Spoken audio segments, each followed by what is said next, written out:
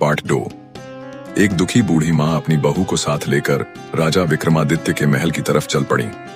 महल के द्वार पर पहरेदारों ने उन्हें रोका तो बूढ़ी माँ ने अपनी व्यथा सुनाई और बताया कि राजा से मिलना कितना जरूरी है।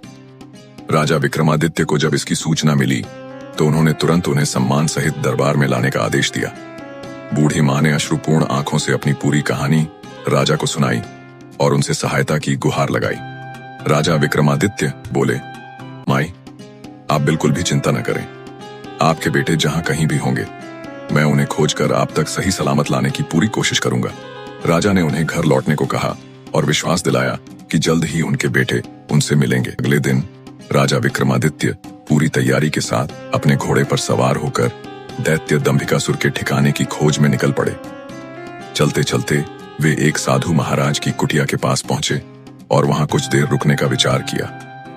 कुटिया में प्रवेश करते ही महात्मा जी उन्हें देखकर प्रसन्न हुए और बोले, आओ विक्रमादित्य, बहुत समय से मैं तुम्हारा ही इंतजार कर रहा था। साधु की बात सुनकर विक्रमादित्य चकित रह गए। उन्होंने साधु के चरण छूकर प्रणाम किया और पूछा कि वे उनके इंतजार में क्यों थे। तब महात्मा जी ने उन्हें पूरी कहानी सुनाई और बताया, बेटा विक्रमादित्य, मैं तुम्हारी ही प्रतीक्षा कर रहा था। उस दानव ने न जाने कितने ही घरों को उजाड़ दिया है। उसका अंत तुम्हारे ही हाथों लिखा है। अब तुम बिना देरी किए उस दुष्ट के पास जाओ और उसका अंत कर दो। महात्मा जी के वचन सुनकर राजा विक्रमादित्य की आंखों में क्रोध की अग्नि चमक उठी। उन्होंने साधु से आशीर्वाद लेकर उनके बताए मार्ग पर उस धूर्त दानव की गुफा की ओर तेजी से चलना शुरू किया। अपने घोड़े की तेजी से राजा विक्रमादित्य कुछ ही देर में दैत्य दंभिकासुर की गुफा के सामने जा पहुंचे। राजा विक्रमादित्य ने गुफा के बाहर कदम रखा। घोड़े से उतरकर जब राजा गुफा के द्वार के पास गए तो वहां उन्होंने लखन और महेंद्र की पत्थर की प्रतिमाएं देखी।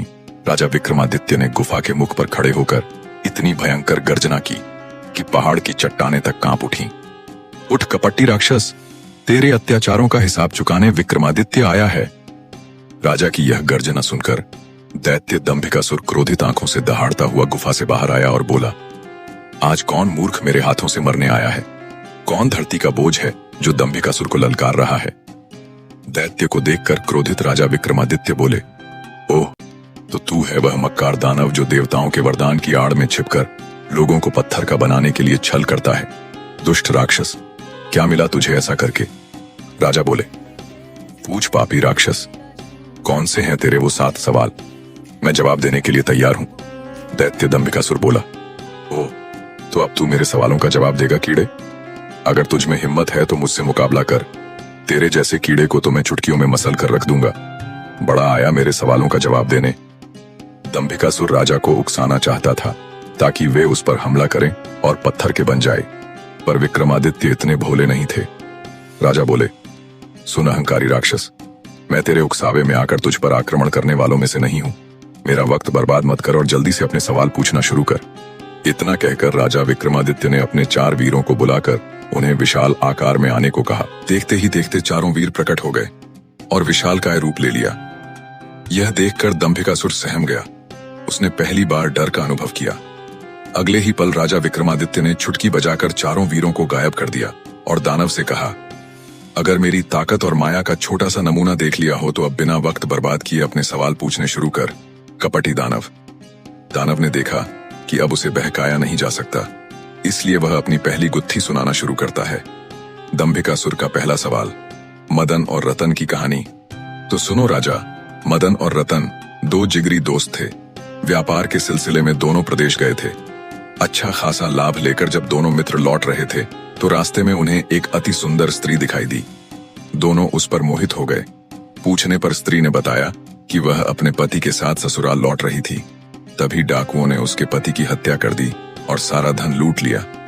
तब मदन ने कहा कि वे उसे सुरक्षित घर छोड़ देंगे, पर स्त्री ने रोते हुए कहा कि वह न तो अपने घर जाएगी और न ही अपनी ससुराल, क्योंकि सब उसे अभागन समझेंगे। इससे अच्छा तो वह यहीं प्राण त्याग देगी। स्त्री की बात सुनकर मदन और रतन उसे आपसी सहमति से अपने साथ ले गए।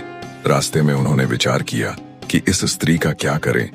क्या इसका दोबारा विवाह कर दें या हम दोनों में से कोई एक इससे विवाह कर ले। विवाह का विचार दोनों मित्रों को ठीक लगा। जब उन्होंने स्त्री से पूछा तो वह बोली, मुझे तो तुम दोनों ही अच्छे लगते हो। यह सुनकर वे और उलझन में पड़ गए। अंततः उन्होंने पर्ची डालने का फैसला किया। जिसका नाम आता वही विवाह करता। पर्ची मदन के नाम निकली। मदन ने उससे विवाह कर लिया और दोनों सुख से जीवन बिताने लगे। समय बीतने के बाद एक संतान होने पर मदन एक दुर्घटना का शिकार हो गया। मदन के मरने के बाद स्त्री रत्न के पास गई और व्यापार में अपना हिस्सा मांगने लगी। पर असल में व्यापार और धन में मदन की कोई भागीदारी नहीं थी, तो रतन ने उसे साफ मना कर दिया। विक्रमादित्य का पहला उत्तर। राजा विक्रमादित्य ध्यान से दंभिकासुर की यह कहानी सुन रहे थे। आगे दंभिकासुर बोला, तो रतन के मना करने पर वह स्त्री राज दरबार में पेश हुई। राजा ने जब दोनों पक्षों की बात सुनी तो रतन के हक में फैसला सुनाया और बोला, रतन की दौलत में स्त्री का कोई हक नहीं है। बताओ विक्रमादित्य, क्या उस राजा का फैसला सही था? दैत्य की बात सुनकर राजा विक्रमादित्य मुस्कुराते हुए बोले, नहीं, अगर मैं उस राजा की जगह होता तो मैं निर्णय लेता कि उस स्त्री को रतन की दौलत में से हक मिलना चाहिए। दैत्य ने पूछा, ऐसा क्यों? राजा विक्रमादित्य बोले, भले ही मदन के हिस्से में वह स्त्री पर्ची से आई थी, पर एक प्रकार से वह संपत्ति तो दोनों की ही बराबर थी। इसलिए उस स्त्री को रतन की संपत्ति में हिस्सा मांगने का पूरा अधिकार है।